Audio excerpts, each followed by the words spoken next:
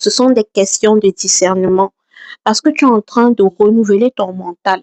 Et tout ce qui entre dans ton mental est soit un outil pour ta transformation, soit un obstacle à ta délivrance.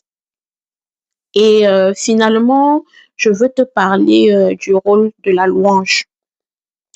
Je veux te parler du rôle de la louange dans le renouvellement du mental. Parce que la louange est l'une des armes les plus puissantes de Dieu. C'est l'une des armes les plus puissantes que Dieu nous ait données pour transformer notre état intérieur. Quand tu loues Dieu, même quand tu n'en as pas envie, même quand la situation ne s'y prête pas, même quand ta situation ne s'est pas encore améliorée, tu fais un choix radical. Tu choisis de centrer ton attention sur la grandeur de Dieu plutôt que sur la grandeur de ton problème. Et ce changement de focus change tout dans ta vie. Il change ton atmosphère intérieure. Il déplace l'angoisse et invite la paix.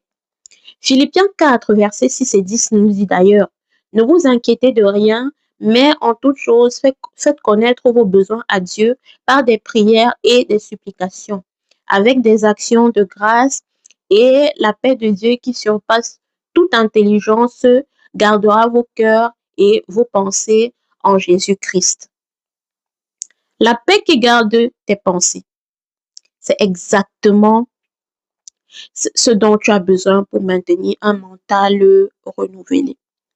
Alors, ce que j'aimerais te dire, c'est que il faut louer Dieu. Il faut louer Dieu chaque matin, même avant de regarder ton téléphone. Loue-le avant de regarder ta situation. Loue-le avant de te laisser envahir par les préoccupations de la journée. Mets-le en premier et regarde comment ton mental va commencer à se transformer de l'intérieur.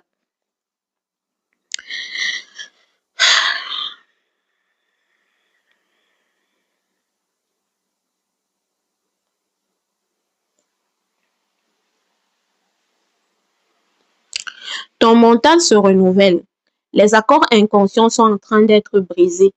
Les racines sont exposées. Mais il reste quelque chose d'autre qui empêche beaucoup de croyants de sortir définitivement de leur cycle négatif. Quelque chose qui agit comme des chaînes invisibles autour de leur âme.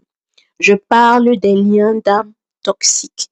Ces connexions profondes, spirituelles et émotionnelles avec des personnes qui te drainent, qui te retiennent, qui te ramènent en arrière chaque fois que tu essaies d'avancer.